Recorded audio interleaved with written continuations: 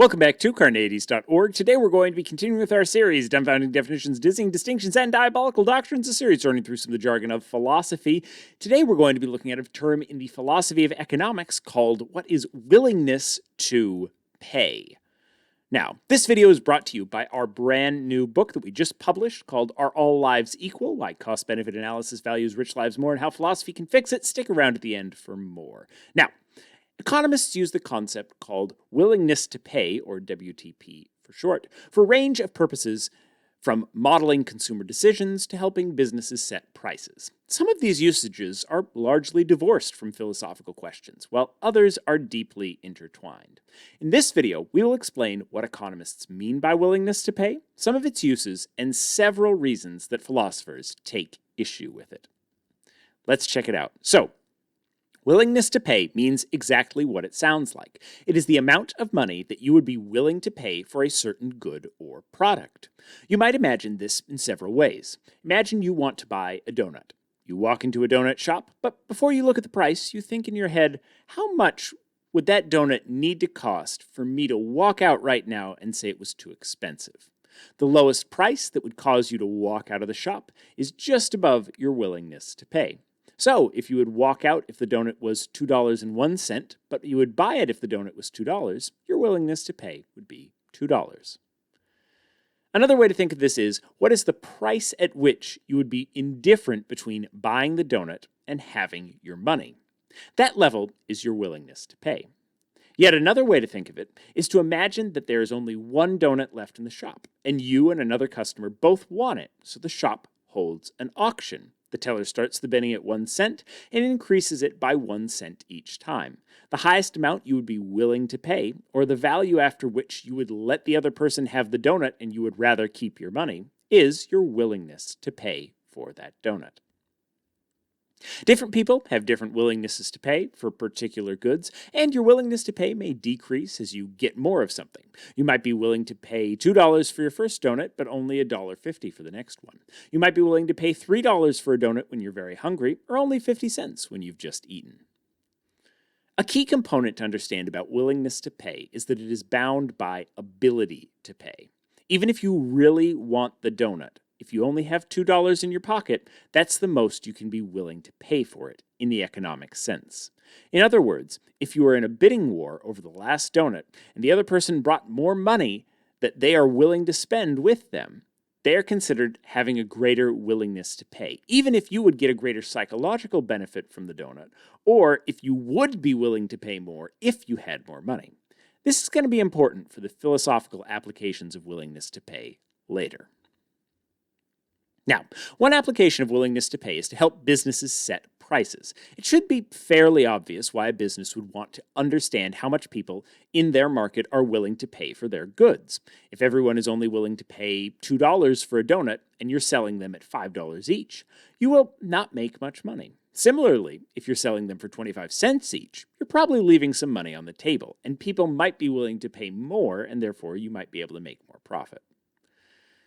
However, economists also use willingness to pay to measure benefit to an individual. It seems to make intuitive sense that you get some benefit from getting something for less than you paid for it, and the less you pay for it, the more benefit you get. If you were willing to pay $2 for a donut, but you can buy it for only 75 cents, according to economists, you would get $1.25 of net benefit, which is just the difference between what you were willing to pay and what you actually paid. The aggregation of these benefits is how economists calculate what's called consumer surplus. The people on the left side of the graph, so close to that vertical line saying price, have greater willingness to pay above the price. You might imagine a line of people standing on the price line underneath that demand curve. The people that are standing taller, they have a greater willingness to pay and so get more benefit from the good being priced at that price line. While the further along you go along that price line, the less people are willing to pay for the good, and so the less benefit they receive for it. The people all the way at the end where the demand curve meets the price line would be indifferent between getting the good and keeping their money. If you want to learn more about this, you can check out our book where we explain this in much more depth, particularly if you don't have a background in economics. So, this benefit and consumer surplus is then used by governments to determine which policies are best to enact using a process called cost-benefit analysis. Basically, governments want to enact policies that maximize benefit, their citizens' willingness to pay for a policy, and minimize cost. Stay tuned for an upcoming video on cost-benefit analysis that will explore this more. Now, there are a range of reasons that philosophers and other academics might take issue with this very basic modeling of human behavior.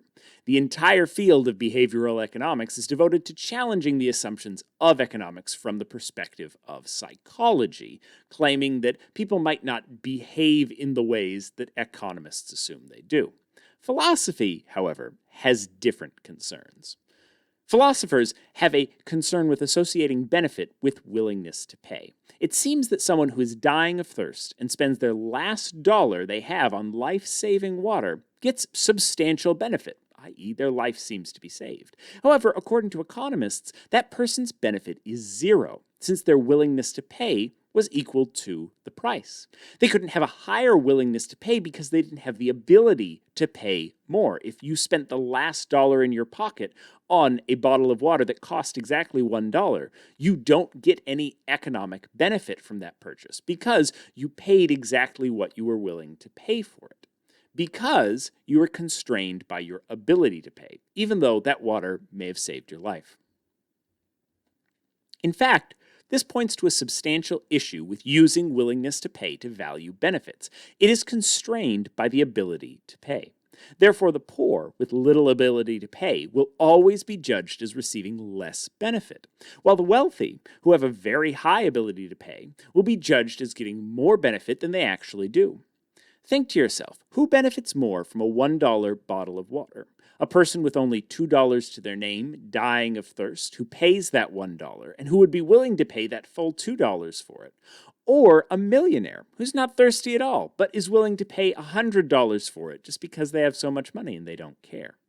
According to The Economist, the millionaire receives 100 times the benefit as the person with just $2 to their name who's dying of thirst. This seems inaccurate at best, if not unjust. These questions around how to value benefits, and particularly the use of absolute willingness to pay, are at the heart of our new book, Are All Lives Equal? Why Cost-Benefit Analysis Values Rich Lives More, and How Philosophy Can Fix It. The book shows that economists value poor lives less, explicitly because they use willingness to pay, which biases analyses in favor of the rich. Check out the link in the description to learn more about the book or buy it for yourself. What do you think? Is willingness to pay a good measure of benefit? Is someone that has no money not able to receive benefit from anything because they can't be willing to pay anything for it? Leave your thoughts in the comments below. Watch this video and more here at Carneades.org. Subscribe, hit that notification bell if you liked this video and you want to see more. Please do consider buying the book, and stay skeptical, everybody.